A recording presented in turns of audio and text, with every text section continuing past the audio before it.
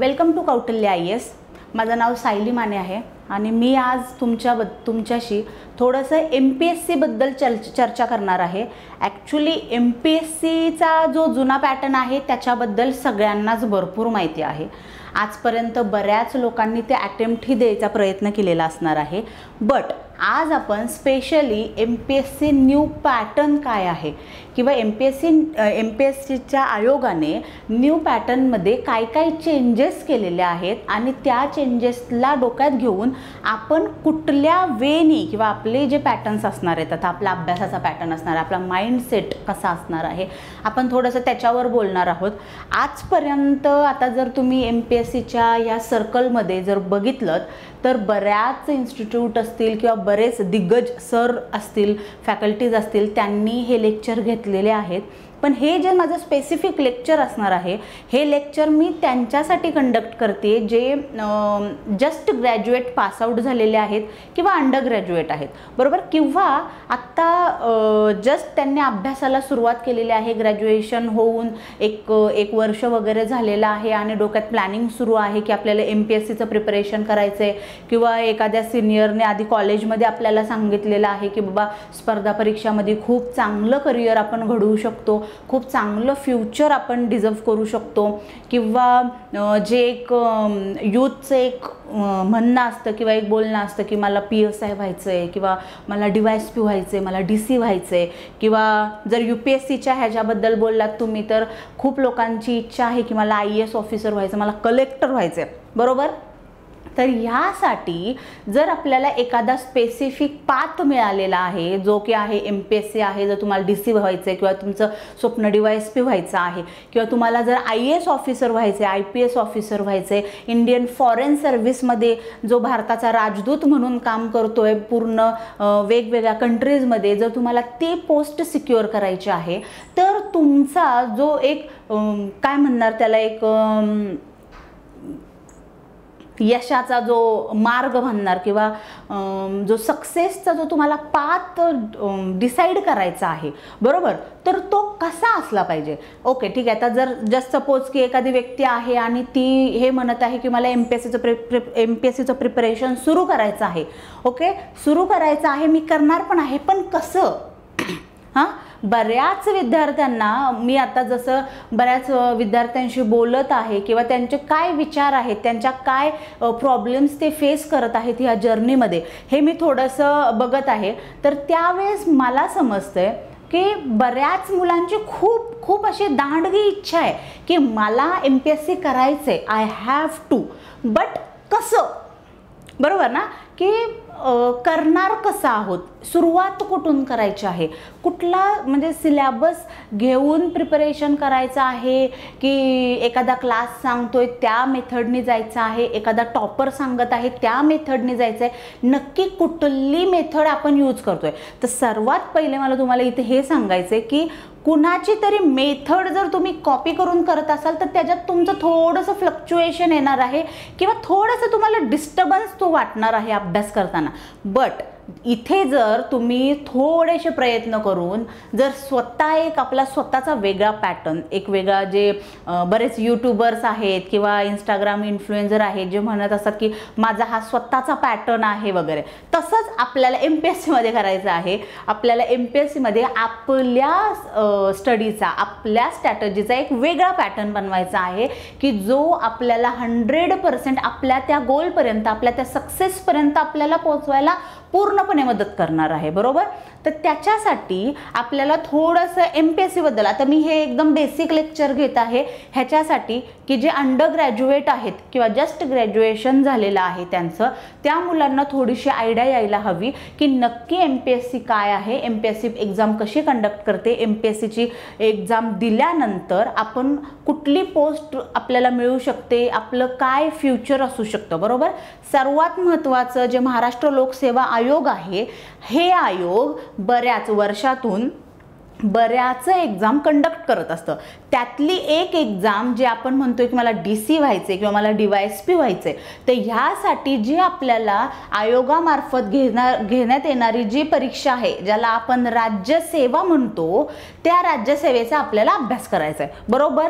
आता आपण नॉर्मली पण तुम्ही जेव्हा रोडनी फिरताय किंवा तुमच्या फ्रेंड सर्कलमध्ये आहात, तुम्ही तुमच्या कॉलेजमध्ये आहात, त्यावेळेस जर तुम्हाला कोणी विचारलं तर आपण फक्त काय सांगतो की मी MPSC करतो. आणि आत्ता ह्या यूट्यूबच्या जनरेशनमध्ये किंवा इंस्टाग्रामच्या जनरेशनमध्ये बऱ्याच लोकांना MPSC UPSC काय आहे हे थोडीफार आयडिया आहे. कसं, त्याचे मेम्स बनलेले आहेत, त्याच्या स्ट्रगल्सचा थोडासा मजाक उडवलेला व्हिडिओज आपल्यापर्यंत आलेले आहेत की एखादा मुलगा आहे, तो खेडेगावातून पुण्याला येतो, त्याची खूप स्वप्न असतात आणि तो थोडे एक वर्ष 1-1.5 वर्ष मेहनत करतो पण काही सक्सेस भेटत नाही. किंवा त्याच्या अपोजिट एखादा विद्यार्थी आहे, एखादी विद्यार्थिनी आहे, ती पुण्यात आलेली आहे आणि अभ्यास सोडून तिने इतरत्र सगळ्या गोष्टी केलेल्या आहेत, बरोबर. म्हणजे ती फ्रेंड सोबत फिरत आहे, ती टाइमपास करत आहे, तिने तिचं कॉलेज कंप्लीट केलेलं आहे, बट जे अभ्यास करायचा जो एक स्पेसिफिक टाइम आहे किंवा एक माइंडसेट आहे,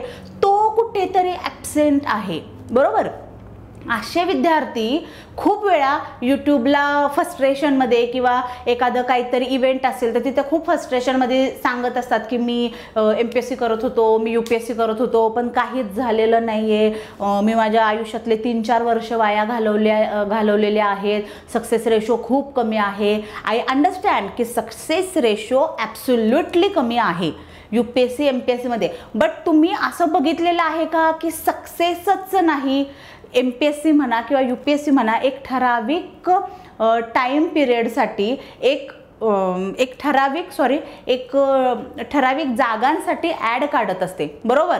त्या ॲड ज्या काढलेल्या असतात त्या तर जागा दरवर्षी MPSC भरत आहे किंवा दरवर्षी UPSC भरत आहे, तर आपण असं नाही म्हणू शकत की ह्याचा सक्सेस रेशोच नाही, बरोबर. हां, 100रातले 2 मुलं सिलेक्ट होत असतील, पण मग आपण इथे हा पण विचार केला पाहिजे, ते जे 100 लोकांमधले ही 2च मुलं झालेली आहेत, तर त्या 2 मुलांचा काहीतरी स्ट्रॅटजी वेगळी असणार आहे, बरोबर. किंवा काहीतरी त्यांचा अभ्यास करण्याचा पॅटर्न वेगळा असणार आहे, त्यांची जी मेथड आहे ती वेगळी असणार आहे. आणि ही जी 98 मुलं जी आहेत ती जे अभ्यास करत आहेत तो तिथं कामाला येत नाही आहे, बरोबर. मी बऱ्याच माझ्या लेक्चरमध्ये विद्यार्थ्यांना हे सांगितलेलं आहे की एखाद्या क्लासवर ब्लाइंडली ट्रस्ट करण्यापेक्षा किंवा एखाद्या एखादी इन्स्टिट्यूट टेस्ट पेपर काढत आहे त्याच्यावर ब्लाइंडली ट्रस्ट करण्यापेक्षा, मी असं नाही म्हणत आहे की तुम्ही त्यांच्यावर ट्रस्ट करू शकत नाही, बरोबर, बट सर्वात महत्त्वाचं हे आहे, ज्या वेळेस तुम्ही अभ्यासाला सुरुवात करत आहात तर गव्हर्नमेंटनी, त्या आयोगाने जो आपल्याला सिलेबस दिलेला आहे, त्या आयोगाने जो आपल्याला एक पॅटर्न ठरवून दिलेला आहे, तुम्ही त्याचा अभ्यास करणं सर्वात महत्त्वाचं आहे. ना की तुम्ही एखाद्या क्लासला ब्लाइंडली ट्रस्ट करून ब्लाइंडली त्याला फॉलो करत आहात, त्याच्या टेस्ट पेपरवर हे करत आहात.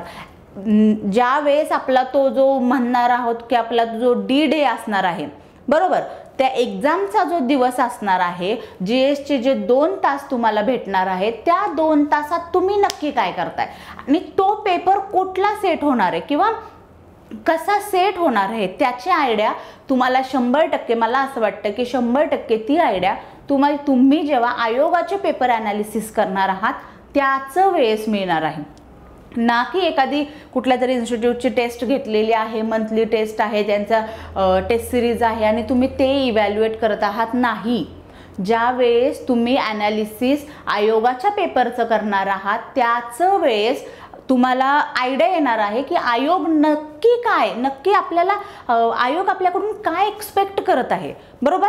तर त्यासाठी सर्वात महत्त्वाचं, जर तुम्हाला MPSCचा हा न्यू पॅटर्नची जे स्ट्रॅटजी आहे किंवा जो न्यू पॅटर्न जो MPSCने तयार केलेला आहे त्याचा अभ्यास करायचा असेल तर सर्वात महत्त्वाचं फर्स्ट स्टेप तुम्ही ही करणं अपेक्षित आहात की जिथं तुम्ही लायब्ररीत बसत आहात, तुमच्या घरी अभ्यास करत आहात, बरोबर, तर तिथे सर्वात महत्त्वाचं तुमच्या फोनवर, तुमच्या टॅबवर, तुमच्या लॅपटॉपवर तुम्ही आयोगाने जे नोटिफिकेशन दिलेलं आहे पॅटर्न चेंजचं, ते तुम्ही ॲटलिस्ट 2दा तरी वाचणं अपेक्षित आहे, बरोबर. मी दोनदा का म्हणत आहे, कारण बऱ्याच मायन्युअर गोष्टी आहेत ज्या नवीन आहेत, बरोबर, ज्या नवीन आहेत आणि त्या समजणं खूप जास्त महत्त्वाचं आहे, बरोबर. त्यानंतर ज्या GSचा तर आपला जी प्रिलिम्सचा जो आपला पॅटर्न आहे किंवा प्रिलिम्सचा जो आपला सिलेबस आहे तो तर आयोगाने सेम ठेवलेला आहे, बट जी MPSC मेन्स जो आपण म्हणणार आहोत, जो आपला गेम चेंजर राहणार आहे, मी बऱ्याच माझ्या लेक्चरमध्ये हे सुद्धा सांगितलेलं आहे की मेन्समध्ये सुद्धा जर जो तुमचा ऑप्शनल सब्जेक्ट आहे हा तुमचा गेम चेंजर ठरणार आहे, तर मग त्याच्यासाठी तुम्ही काय करणं गरजेचं आहे आत्ता. जर तुम्ही न्यू कमर्स आहात, तुम्ही जस्ट सुरुवात केलेली आहे अभ्यासाला, तर सर्वात महत्त्वाचं हे आहे की तुम्ही तुमचा ऑप्शनल सब्जेक्ट काय चूज करताय, बरोबर. आता मी हाऊ टू चूज ऑप्शनल हा एक वेगळं लेक्चर घेणार आहे, बट मी एक थोडंसं एक तुम्हाला आयडिया देते की कसं, बरोबर. जो हा ऑप्शनल सब्जेक्ट आहे हा गेम चेंजर ठरणार आहे हे मी वारंवार का बोलत आहे, कारण जर तुम्ही बघितलं GS first, second, third, fourth हे जे 4 पेपर आहेत, बरोबर, GSचे हे जे 4 पेपर आहेत, मला सांगा ह्याचा सिलेबस सगळ्यांसाठी सेम आहे, बरोबर. जो मी पेपर देणार आहे तोच तुम्ही पेपर देणार आहेत आणि तोच पेपर अजून जे हजारो लाखो मुलं जी MPSC मेन्सला जी बसणार आहेत ते देणार आहेत. सेम फर्स्टमध्ये, सेकंडमध्ये, थर्डमध्ये जे क्वेश्चन्स असणार आहेत तेही सेम असणार आहेत, बरोबर.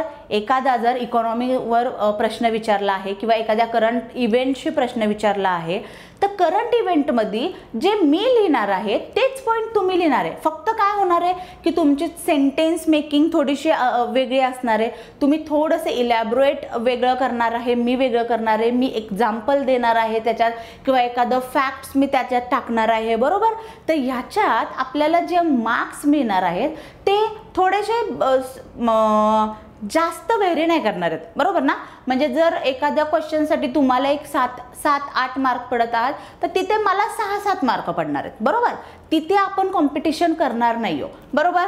हे जे 4 पेपर आहेत तिथे आपल्याला कसलीच कॉम्पिटिशन करता येणार नाही आहे. हां, तिथे आपल्याला कॉम्पिटिशन काय करता येणार आहे की बाबा GSचा एखादा पेपर आहे, जसं हिस्ट्रीचा आता तुमचा एखादा क्वेश्चन आलेला आहे किंवा टेम्पल आर्किटेक्टवर एखादा प्रश्न आलेला आहे किंवा आर्ट अँड कल्चरवर एखादा प्रश्न आलेला आहे, तर तिथे जसं की बरेच आता UPSC वाले स्टुडंट्स आहेत त्यांना प्रॅक्टिस आहे की ते जर एखाद्या हिस्ट्रीवरचा प्रश्न आला, एखादा हिस्ट्रीचा जर प्रश्न आला टेम्पलवर, ठीक आहे, तर ते काय करतात की बाबा एखाद्या टेम्पलचं डायग्राम तिथे लावतील, बरोबर. म्हणजे टेम्पलचं डायग्राम तिथं ड्रॉ करतील, त्याचं स्पेसिफिकेशन काय आहे ते तिथं एक्सप्लेन करतील, मुद्देसूद हे करतील, पॉईंट वाईज हे करतील, बुलेट पॉईंट्स टाकतील, बरोबर. पण जर आता एखादा विद्यार्थी असा आहे जो MPSC जस्ट 1-1.5 वर्ष झालेला आहे, तो प्रिपरेशन करत आहे आणि त्याची एवढी आन्सर रायटिंगची प्रॅक्टिस झालेली नाही आहे, बरोबर. तर त्याला GSला साहजिकच आहे की त्याच्या कंपॅरिझनमध्ये थोडेसे 100 मार्क्स पडणार आहेत, बरोबर. बट जर एखादा विद्यार्थी असा आहे ज्याने खरंच 1-1.5 वर्ष मेहनतीने अभ्यास केलेला आहे आणि त्याचा ऑप्शनल जो आहे ते ऑप्शनलवर त्याची एकदम चांगली कमांड आहे, बरोबर, तर इथे हाच एक टाइम आहे, हाच एक पेपर आहेत, हे ऑप्शनलचे जे 2 पेपर आपले असणार आहेत, हाच एक आपला गेम चेंजर ठरणार आहे. कारण तिथे आपल्याला आपलं जे एक्स्ट्रा नॉलेज आहे ते तिथे आपल्याला पुट करता येणार आहे, समजते का. जिथे एक्स्ट्रा नॉलेजची हे आहे, जसं एखाद्याचा PSIR आहे, माझा अँथ्रो आहे, एखाद्याचा हिस्ट्री आहे, एखाद्याचा जॉग्राफी आहे, तर तिथे अँथ्रो सारख्या विषयाला स्कोप का येणार आहे, कारण अँथ्रोचा सिलेबस छोटा आहे. अँथ्रो म्हणजे जर समजायचं हे केलं तर समजायला खूप सोपं आहे, इंटरेस्टिंग सब्जेक्ट आहे. स्कोर जर त्याचा चेक केला तर त्याचा स्कोर खूप जास्त येणारा स्कोरिंग सब्जेक्ट आहे, बरोबर. त्याचप्रमाणे अँथ्रोचा आणि करंटचा जास्त, म्हणजे जसं तुम्ही म्हणाल की PSIR मध्ये करंटचा खूप जास्त रिलेव्हंट असतो, बरोबर. करंटचं खूप जास्त भाग आहे जो कव्हर केलेला आहे, बरोबर. त्यानंतर हिस्ट्री म्हणाल, आर्ट अँड कल्चरमध्ये म्हणाल तर त्याच्यातही थोडाफार प्रमाणात करंट आहे. त्यानंतर सोशॉलॉजी घेतलं तर सोशॉलॉजीमध्ये पण थोडाफार करंटचा इव्हेंट येणार आहे. अँथ्रोमध्ये येतो, पण ज्या कंपॅरिझन म्हणजे ह्या दुसऱ्या विषयाच्या कंपॅरिझनमध्ये अँथ्रोमध्ये बराच कमी हे आहे की तुम्हाला बाहेरून काहीतरी एक्स्ट्रा नॉलेज टाकावं लागणार आहे, बरोबर. त्याच्या ज्या केस स्टडीज आहेत, जे स्टडी मटेरियल त्यांचं स्टॅटिक पार्ट आहे, फक्त तेवढाच अभ्यास करायचा आहे. ओके. तर आता मी हे का सांगत आहे, विषय आपला भरकटतोय थोडा, पण तरी सुद्धा मी पुन्हा पॉईंटवर येते. ऑप्शनल हा सब्जेक्ट असा असणार आहे की जिथं तो तुम्हाला मार्क्स देऊन जाणार आहे. समजते का. GS मध्ये ॲव्हरेज मार्क्स सगळ्यांना सेम पडणार आहेत, सगळ्यांना सेमच आहेत, बरोबर. पण जर ऑप्शनलमध्ये जर तुम्ही थोडासा हायेस्ट स्कोअर घेताय तर आपोआपच तुमचा मेन्सची जी टोटल होणार आहे ती थोडीशी का होईना वाढणार आहे, बरोबर. थोडी म्हणता येणार नाही, खूप जास्त ह्यानी मार्क्सनी वाढणार आहे. तर तिथं तुम्ही बेनिफिटमध्ये हे राहणार आहात की मेन्सला जर तुम्हाला ऑप्शनलला चांगले मार्क्स आहेत, GSला ॲव्हरेज मार्क्स आहेत, तर असं 100% होणार आहे की तुम्हाला इंटरव्ह्यूचा कॉल येणार आहे, बरोबर. हा माझा पर्सनल एक्सपिरियन्स आहे. मी बऱ्याच लोकांचं हे बघितलेलं आहे आत्तापर्यंतच्या माझ्या जर्नीमध्ये की लोक फक्त ऑप्शनलच्या ह्याच्यावर, ऑप्शनलच्या जोरावर सुद्धा मेन्स क्लिअर झालेले आहेत. पण तसा तुमचा ऑप्शनल थोडा स्कोरिंग हवा तेवढा काय म्हणतात त्याला, कमी टाईम कन्झ्युमिंग जास्त नसला पाहिजे. म्हणजे मला हे म्हणायचं आहे तुम्हाला की जर ऑप्शनल तुम्ही चूज करत आहात तर त्याचा सिलेबस किती आहे. जसं आता तुम्ही पबॅड म्हणाल तर पबॅड कव्हर करायला नाही म्हटलं तरी 5 महिन्याचा टाईम पिरियड लागतो, बरोबर. बट जर तुम्ही अँथ्रोसारखे विषय घ्याल, अँथ्रो आहे, सोशॉलॉजी आहे, हे विषय जर घेतला तर आरामात तुमचं 3.5 ते 4 महिन्यात हा सब्जेक्ट कव्हर होण्यासारखा आहे, बरोबर. तर तिथे तुमचं काय, तुम्ही बेनिफिटमध्ये काय राहणार आहात. जर तुमचं 3.5-4 महिन्यात एखादं ऑप्शनल पूर्ण कव्हर होतोय तर तिथे तुम्ही GSला जास्त टाईम देणार आहात, बरोबर. GSच्या मेन्सच्या आन्सर रायटिंगची प्रॅक्टिस तुम्ही जास्त करू शकत आहात. तर मला म्हणायचं हेच आहे की ज्या वेळेस तुम्ही GS जे हे 4 पेपर आहेत आणि ऑप्शनल जो पेपर आहे तिथे तुम्ही जर मार्क्स कुठे जास्त मिळत आहात हे जर हा जर विचार केला तर तो 100% ऑप्शनलला आहे, बरोबर.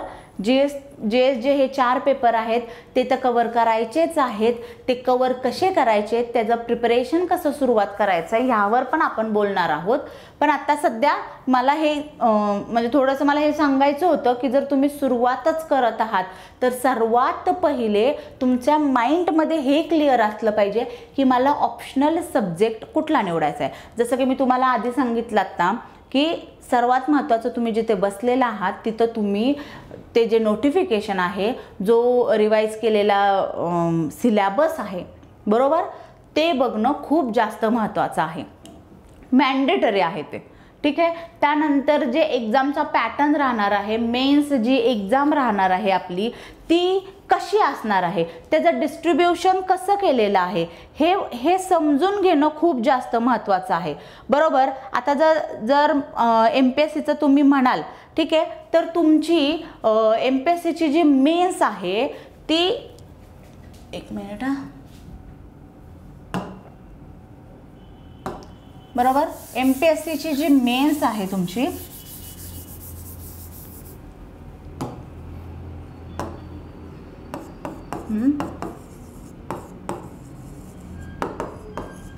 ती 1750 मार्काची टोटल आहे, बरोबर.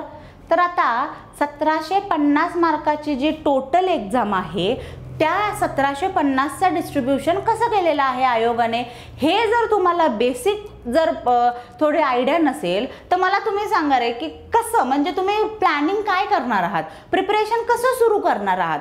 ज्या वेळेस तुम्हाला समजेल की बाबा प्रिपरेशनच्या टाईममध्ये आपल्याला 1750चं जे डिवायडेशन आहे ते ह्या पद्धतीने केलेलं आहे, त्याच पद्धतीने मग तुम्ही अभ्यास करायला सुरुवात करणार आहात, बरोबर. जसं की तुमचे लँग्वेजचे पेपर असणार आहेत 2, ते क्वालिफाईंग असणार आहेत. जसं मराठी आहे, बरोबर, तुमचं मराठी असणार आहे आणि इंग्लिश आहे, बरोबर.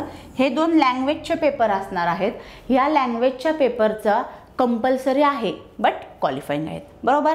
त्याच्यानंतर सर्वात महत्त्वाचं, जसं मी म्हणत आहे की ऑप्शनल सब्जेक्ट आहे आपला, ऑप्शनल जसा इम्पॉर्टंट आहे तसा सर्वात इम्पॉर्टंट सब्जेक्ट जर तुम्ही म्हणाल किंवा पेपर जर म्हणाल तर माझ्या दृष्टीने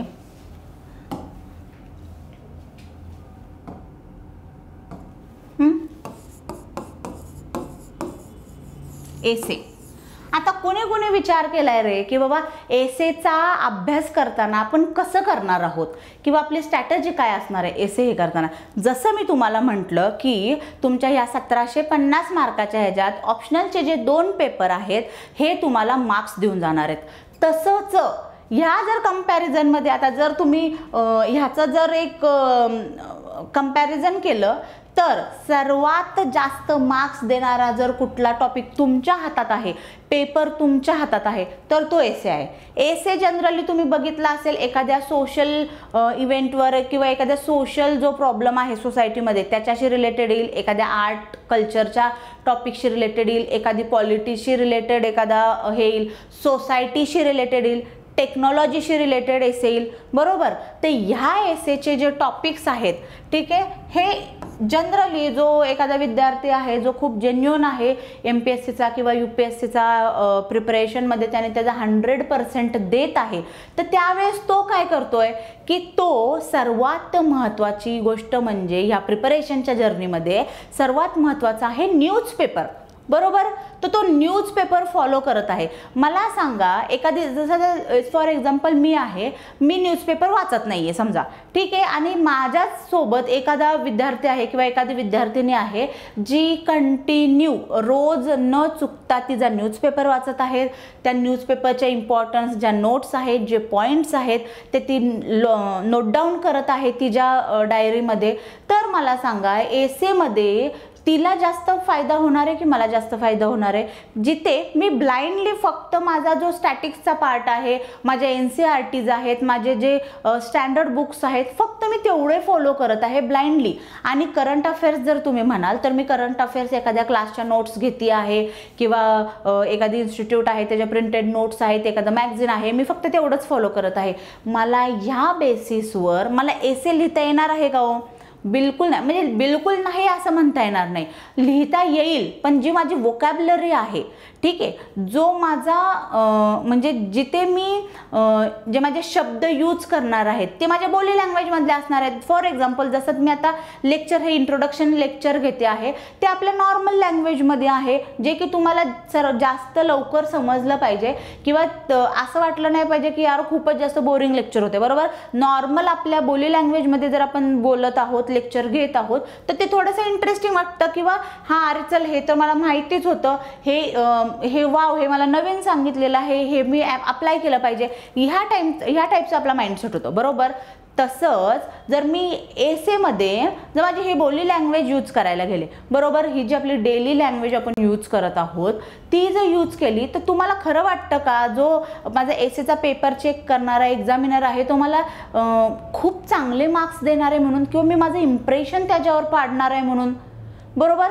भलेही माझं हँडरायटिंग खूप स्वच्छ आहे, माझं लिखाण मी पॅराग्राफ्समध्ये हे केलेलं आहे, डिवाईड केलेलं आहे, बट जर मला तो शब्दप्रयोगच नीट करता आला नाही, मला तेवढं जर नॉलेजच नसेल की बाबा एखादा सीन आहे किंवा एखादा कुठला तरी सोशल इश्यू आहे आणि तो मला त्या जर शब्दाच्या चौकटीत नीट बसवताच आला नाही, तर सिरियसली वाटतंय का की बाबा मी त्या एक्झामिनरला इम्प्रेस करेल म्हणून माझ्या त्या एसेनी?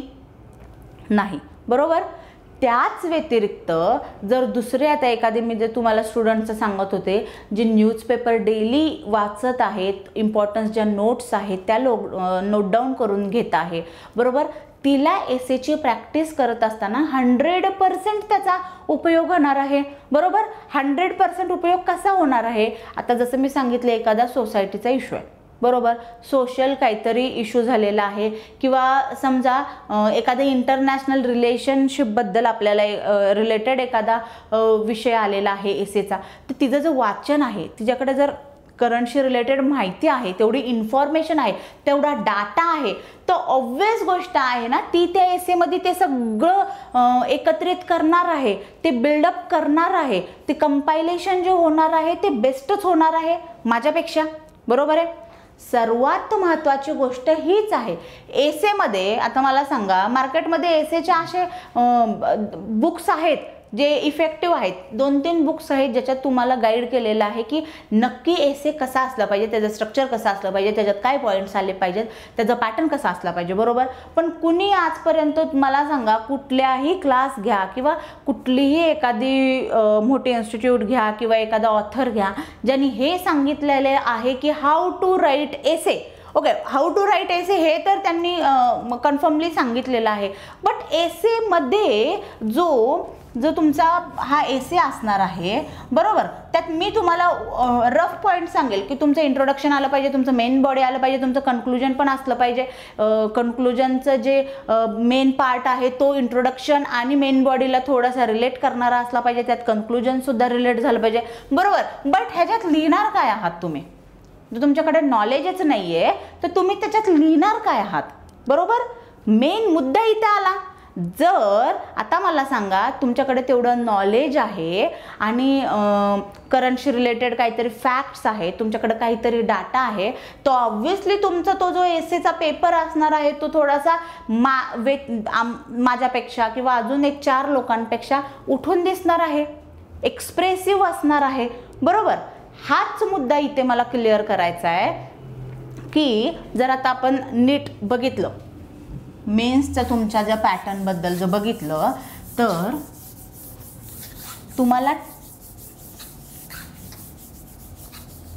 तुम्हाला मार्क्स मिळवून देणारे हे 3 पेपर आहेत, बरोबर. म्हणजे सिक्वेन्स वाईज जर जायचं म्हटलं तर हे 3 गोष्टी अशा आहेत ज्या 100% तुम्हाला मार्क्स मिळवून देऊ शकतात. तर त्याच्यात सर्वात महत्त्वाचा आहे एसे, हा प्लस तुमचा आहे ऑप्शनल आणि त्याच्यानंतर तुमचा आहे जीएस. तर आता मला सांगा, बरेच लोक आतापर्यंत जे अभ्यास करत होते ते सर्वात पहिले जीएसला टार्गेट करत होते, बरोबर. त्यानंतर ऑप्शनलला टार्गेट केला असणार आहे, पण एसेचा विषय अजूनपर्यंत कुणाच्याही डोक्यात आलेला नसणार आहे. आणि सर्वात महत्त्वाचं आपल्याला काय वाटत आहे की हा जो एसे आपण लिहिणार आहोत तो आपल्या 10वीपर्यंत जे शाळेत आपण एसे रायटिंग करत होतो त्याच पद्धतीने आहे. पण इथेच आपण चुकत आहोत.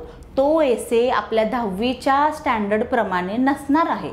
तिथे तुम्हाला तुमचे थॉट्स सांगायचे आहेत, तुमची काय थिंकिंग आहे त्या टॉपिकशी रिलेटेड हे तुम्हाला तिथे एक्सप्रेस करायचं, बरोबर. तर सर्वात महत्त्वाचं झालं एसे, जो तुम्हाला खरंच मार्क्स मिळवून देणार आहे. त्याच्यानंतर झाला तुमचा ऑप्शनल आणि मग आला जीएस, जिथे सगळ्यांनाच मार्क्स भेटणार आहेत, बरोबर. तिथं आपण कुठली कॉम्पिटिशन करू शकत नाही. बट ह्या 2 मध्ये आपण नक्कीच 100% कॉम्पिटिशन करू शकतो, बरोबर. इथपर्यंत क्लिअर आहे. आता मेन मुद्द्यावर येऊ आपण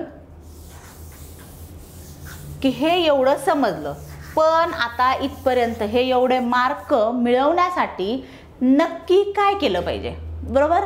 तर त्याच्यासाठी सर्वात महत्त्वाचं, जसं आता तुम्ही जस्ट ग्रॅज्युएशन पासआउट झालेला आहात, प्रिपरेशन सुरू केलेलं आहे, बऱ्याच मुलांनी NCERTs घेतल्या असतील, बऱ्याच मुलांनी आपल्या जे महाराष्ट्र स्टेट बोर्डची पुस्तकं आहेत ती घेतलेली असतील, 6वी ते 10वी 11वी 12वीची पुस्तकं वाचायला सुरुवात केलेली असतील, सेम पुस्तकं वाचायला सुरुवात केलेली आहेत. सर्वात महत्त्वाचा गोष्ट आहे पुस्तकच आपल्याला, ही जी फर्स्ट पायरी जी आपली आहे ती आपल्याला स्टेट बोर्डपासून किंवा NCERT पासूनच सुरुवात करायची आहे. बट आता ती पुस्तकं वाचायची कशी आहेत? ब्लाइंडली फक्त तुम्ही वाचताय अंडरलाईन करताय, हायलाईट करताय, हे करायचं आहे का? नाही. पुस्तक NCERT किंवा स्टेट बोर्ड वाचायची सुद्धा एक पद्धत आहे, बरोबर. ज्यावेळेस तुम्ही 6वीचं एखादं पुस्तक घेता आहात, हिस्ट्रीचं, जॉग्रॉफीचं, इकॉनॉमिक्सचं, 10वीचं, 11वी 12वीचं इकॉनॉमिक्सचं पुस्तक घेत आहात, सोशल सायन्सचं पुस्तक घेत आहात, तर त्यावेळेस सर्वात महत्त्वाची गोष्ट ही करायची आहे की पहिलं जे फर्स्ट रीडिंग आहे ते तुम्ही नॉर्मल फक्त एकदा वाचून काढायचं आहे की बाबा ह्यातलं काय काय जे 10वीला मी शिकलेलो ते काही आठवतंय का मला, किंवा काही ओळखीचं वाटत आहे का मला, काही फॅमिलियर आहे का, बरोबर. फक्त फर्स्ट रीडिंग आपलं हेच असणार आहे, बरोबर. त्याच्यानंतर सेकंड रीडिंगला सर्वात महत्त्वाचं हे करायचं आहे की एक पेन्सिल घेऊन बसायचं आहे, पेन यूज करायचा नाही आहे. मी हे का यूज करायचं नाही आहे हेही मी पुढं सांगणार आहे, पण आता तुम्ही पेन्सिल यूज करा. पेन्सिलनी जिथे तिथे जे इम्पॉर्टंट वाटत आहे तिथे सगळीकडे अंडरलाईन करायची नाही आहे. नाही तर मी बरीच मुलं बघितलेली आहेत रंगीबेरंगी स्केच पेन वगैरे घेतात आणि प्रत्येक लाईन रेगोट्या मारत बसतात. म्हणजे त्यांना ते फिलिंग येत असेल मे बी की भाई म्हणजे मी किती अभ्यास केलाय, बट तसं नसतं. सेकंड रीडिंगला जे तुम्हाला इम्पॉर्टंट वाटत आहे किंवा एखादा फॅक्ट आहे बाबा की हे खरंच इम्पॉर्टंट आहे, किंवा बाबा मी जे प्रिव्हियस इयर क्वेश्चन पेपर बघितलेले त्यात मला ह्याच्याशी रिलेटेड एक प्रश्न दिसलेला, तर तेच फक्त अंडरलाईन करून ठेवायचं आहे पेन्सिलने. जे आपलं हे काय म्हणतात हायलायटर आत्ता यूज करायचं नाही आहे, बरोबर. सेकंड रीडिंगला तुम्ही जे अंडरलाईन केलेले पेन्सिलने अंडरलाईन केलेले जे पॉईंट्स आहेत ते तुम्ही तुमच्या ज्या हँड रिटन नोट्स बनवणार आहात त्याच्यात तुम्ही नोट डाऊन करू शकता. फायनल ज्यावेळेस तुमचं थर्ड रीडिंग होणार आहे, मला असं एक्सपेक्टेड आहे की UPSC करणाऱ्या किंवा MPSC करणाऱ्या मुलांनी किंवा मुलींनी म्हणजे विद्यार्थ्यांनी ॲटलिस्ट 3 वेळा तरी यार स्टेट बोर्डचं रीडिंग करावंच, झालंच पाहिजे. त्याशिवाय तुमचा जो बेसिक फाउंडेशन आहे ते स्ट्रॉंग होणार नाही आहे, बरोबर. कारण जर तुम्ही आयोगाचे previous year question paper check केले तर स्टँडर्ड पुस्तकापेक्षा आयोग आपल्या जे स्टेट बोर्डची पुस्तकं आहेत, जे आपले NCERTs आहेत त्यालाच जास्त भर देतो, त्याच्यावरच जास्त भर देतो, त्याच्याशीच रिलेटेड त्यातलेच क्वेश्चन्स असतात, बरोबर. जर कंपॅरिझनमध्ये जर तुम्ही ही जी आपली पब्लिकेशन्स आहेत, वेगवेगळ्या क्लासेसची जे बुक्स आहेत ते बघितलं तर सर्वात इम्पॉर्टंट जे आयोग आहे ते आपल्या स्टेट बोर्डमधून NCERTमधूनच क्वेश्चन कंडक्ट करत असतं. मग सर्वात महत्त्वाचं हे आहे की आपण आपला जो बेसिक फाउंडेशन आहे तेच क्लिअर केलं पाहिजे, ते स्ट्रॉंग बनवलं पाहिजे. आणि त्याला ते फाउंडेशन जर स्ट्रॉंग बनवायचं असेल तर मला असं वाटत नाही की यार स्टेट बोर्डशिवाय दुसरा काही ऑप्शन आहे, बरोबर. तर त्याच्यासाठी ॲटलिस्ट 3 वेळा रीडिंग झालं पाहिजे. सेकंड रीडिंगमध्ये, थर्ड रीडिंगमध्ये आपण नोट्स मेकिंग करणार आहोत सोबतच, बरोबर. त्यानंतर स्टेट बोर्डची पुस्तकं एकदम नीट वाचून झालेली आहेत, त्याच्या नोट्स काढलेल्या आहेत. त्याच्यानंतर सर्वात मोठा प्रिपरेशनचा पार्ट येतो तो म्हणजे न्यूजपेपर, बरोबर. न्यूजपेपर आता प्रत्येकजण सांगत आहे की न्यूजपेपर वाचलाच पाहिजे, पण कसा. खूप मुलांना लहानपणापासून न्यूजपेपर वाचायची सवय असते, पण बरेच विद्यार्थी असे असतात ज्यांना न्यूजपेपर वाचायची सवय नसते किंवा आजपर्यंत त्यांनी फक्त डिजिटल जी ई-पेपर येतो तोच वाचलेला असतो, ते पण ज्या महत्त्वाच्या हेडलाईन्स आहेत त्या वाचलेल्या असतात किंवा न्यूज ऐकलेल्या असतात, बरोबर. तर न्यूजपेपर आता आपल्याला इथे फक्त आपलं नॉलेज वाढवायचं आहे म्हणून वाचायचा नाही आहे, आपल्याला परीक्षेत कुठेतरी यूज होणार आहे, आपल्या आन्सर रायटिंगमध्ये त्याची कुठेतरी मदत होणार आहे. आपण ह्या व्ह्यूनी न्यूजपेपर वाचायचा आहे. तर मग न्यूजपेपर कसा वाचायचा आहे. समजा तुमच्याकडे हिंदू आहे, त्याच्यानंतर इंडियन एक्सप्रेस आहे, बरोबर. हे जे न्यूजपेपर आहेत ते UPSC म्हणा कुठल्याही स्पर्धा परीक्षेसाठी हे खूप इम्पॉर्टंट समजलं जातं. हिंदू तर खूप जास्त फेमस आहे, बरोबर. द हिंदू हा न्यूजपेपर असा आहे की ज्या वेळेस मी ORN मध्ये राहत होते दिल्लीला त्यावेळेस प्रत्येक विद्यार्थीच्या हातात हा द हिंदू असलाच पाहिजे, बरोबर. तर तिथे पेपर वाचायची एक वेगळी पद्धत होती आणि ती मी स्वतःही फॉलो केलेली आहे. आणि मला असं वाटतं की जो ह्या जर्नीमध्ये उतरत आहे, जेन्युइनली त्याला जर प्रिपरेशन करायचं आहे तर न्यूजपेपर ॲनालिसिस करणं खूप महत्त्वाचं आहे. आता न्यूजपेपर ॲनालिसिस कसं करायचं आहे बाबा, तर न्यूजपेपर ॲनालिसिस करताना सर्वात महत्त्वाचं हे आहे की जो तुमचा राज्यसेवेचा सिलेबस आहे, जो इन डिटेल सिलेबस दिलेला आहे आयोगाने त्यांच्या साईटवर, बरोबर, त्याची सर्वात पहिले आपल्याला काढायची आहे प्रिंट. ओके, प्रिंट काढायची. तुम्ही जिथे बसताय, तुमच्या घरात अभ्यासाला बसलाय, तुम्ही तुमच्या लायब्ररीत अभ्यासाला बसलेला आहात, बकायदा जाऊन तिथं ती प्रिंट चिटकून टाकायची आहे किंवा हातात तुम्ही हँडी ठेवली तरी चालेल, बरोबर.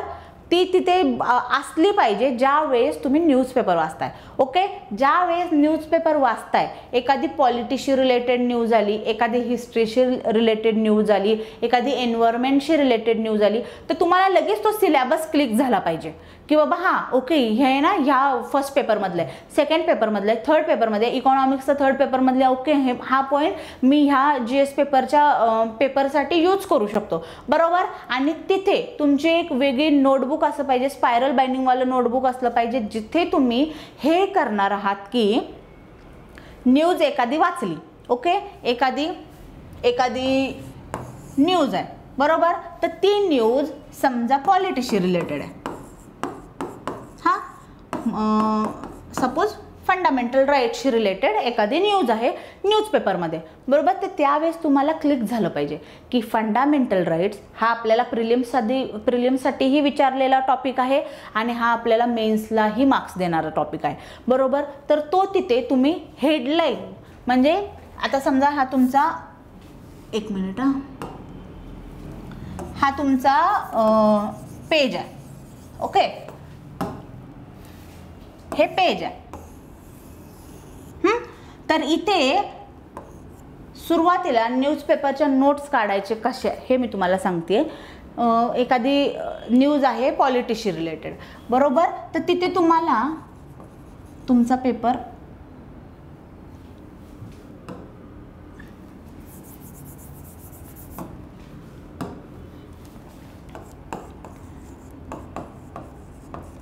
हे करता आला पाहिजे, बरोबर, की हा पेपर फर्स्टमधला आहे, सेकंडमधला आहे. आता हे कसं समजणार आहे, ज्या वेळेस तुम्ही तुमचा जो सिलेबस आहे तो तोंडपाठ करणार आहात, बरोबर. ज्या वेळेस तुम्हाला समजणार आहे की ओके हिस्ट्री पेपर फर्स्टमध्ये येते का, सेकंडमध्ये येते का, थर्डमध्ये येते का, फोर्थमध्ये येते, हे तुम्हाला ज्या वेळेस समजणार आहे, ज्या वेळेस तुमच्या डोक्यात फिट राहणार आहे, त्यावेळेस तुम्हाला समजणार. त्यावेळेस तुम्ही त्या ज्या नोट्स काढणार आहात त्या नोट्समध्ये तुम्ही हे लिहिणार आहात की बाबा पॉलिटिचा टॉपिक आहे, पेपर फर्स्टमध्ये आहे आणि त्यानंतर काय म्हणतात त्याला फंडामेंटल राईट्सशी रिलेटेड आहे. हे तुम्हाला तिथे क्लिक झालं पाहिजे किंवा तिथे तुम्हाला ते लिहिता आलं पाहिजे. अशा टाईपमध्ये तुमच्या separate GS फर्स्टच्या, GS सेकंडच्या, GS third आणि फोर्थ ह्याच्या करंट रिलेटेड ज्या न्यूज आहेत, करंट रिलेटेड जे इश्यू आहेत त्याचे तुमचे एक नोट मेकिंग तयार होणार आहे, बरोबर, तुम्ही करताय, ओके. आणि हेच फॅक्ट्स किंवा हेच एक्झाम्पल तुम्हाला GS मध्ये यूज करता येणार आहेत.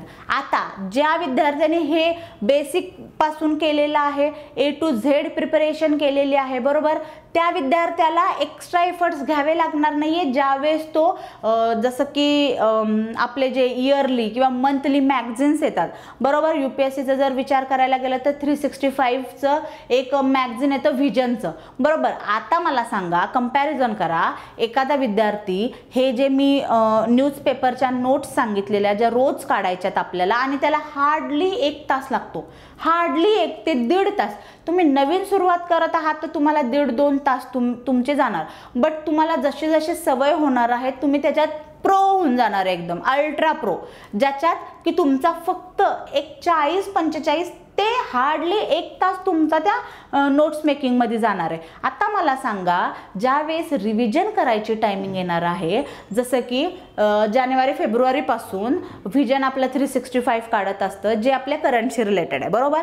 तर त्यावेळेस जस्ट म्हणजे तुम्ही आता हे इमॅजिन करा बरं की ज्यांनी ह्या नोट्स काढलेल्या आहेत आणि जो फक्त ब्लाइंडली त्या करंट अफेअरवर रिलेटेड ज्या नोट्सवर रिलेट करणार आहे तो थोडासा बेनिफिटमध्ये राहणार आहे की हा ह्याच्याकडे पर्सनल नोट्स पण आहेत, प्लस हा 365ची पण रिव्हिजन करणार आहेत, डाटा जास्त आहे, एखादा त्याच्याशीच पॉलिटिशी रिलेटेड, हिस्ट्रीशी रिलेटेड एखादा जर क्वेश्चन आला ते ह्याला नीट इलॅबोरेट करता येणार आहे. ह्याच्याकडे डाटा थोडा कमी आहे, तर डाटा कमी आहे म्हटल्यावर इलॅबोरेशनला थोडासा कमी त्याला कमी ते सोर्स राहणार आहे किंवा डाटा राहणार आहे म्हणता येईल, बरोबर.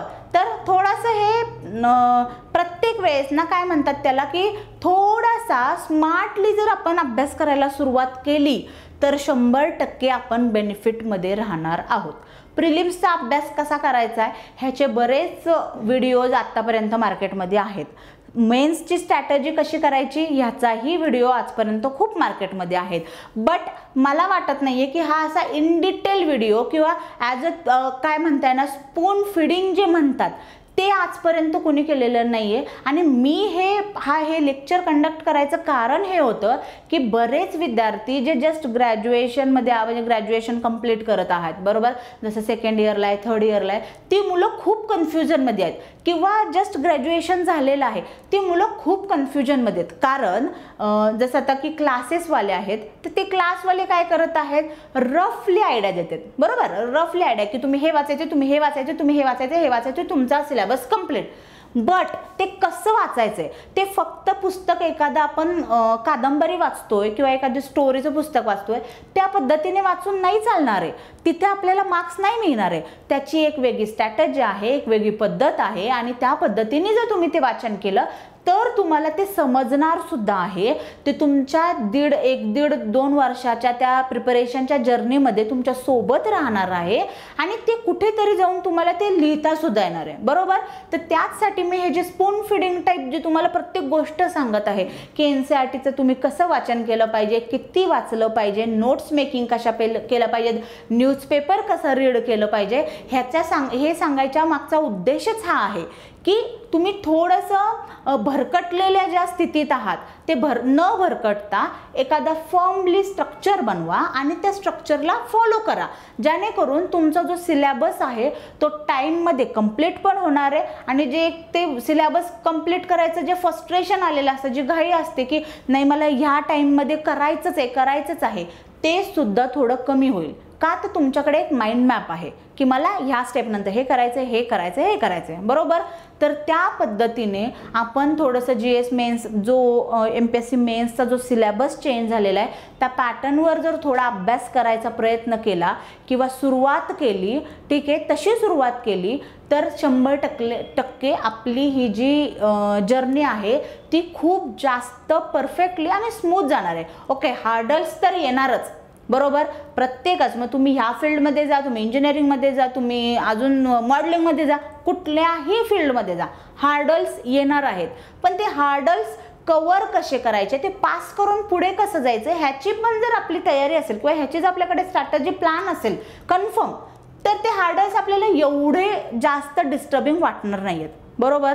त्याच ह्याने आहे MPSC आपण करत आहोत, हार्डल्स येणार आहेत की बाबा एखादा विद्यार्थी म्हणतो की अरे तुझी तर ही प्रिपरेशनची स्ट्रॅटेजी मला काय वाटत नाही चांगली नाही आहे किंवा मी जे करतोय तेच चांगलं आहे, असा एखादा डिस्टर्बन्स मुवमेंट येणार आहे किंवा फॅमिलीज इश्यू येणार आहेत, आपले पर्सनल इश्यू येणार आहेत. कधी कधी असं वाटणार आहे की खरंच हे जे पाथ मी चूज केलेलं आहे MPSCचं UPSCचं हे खरंच सक्सेसफुल मला करणार आहे का, मी खरंच सक्सेसफुल होणार आहे का.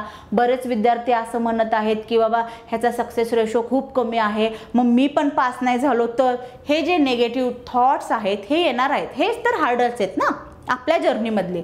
पण हे हार्डल्स जर क्लिअर करून किंवा हे आपल्या माइंडमध्ये एक थोडंसं ठेवलं आपण की नाही हे असं येणार आहेत प्रॉब्लेम्स आपल्याला, पण ते क्रॉस करून ते आपल्याला पास करून पुढे जायचं आहे, बरोबर.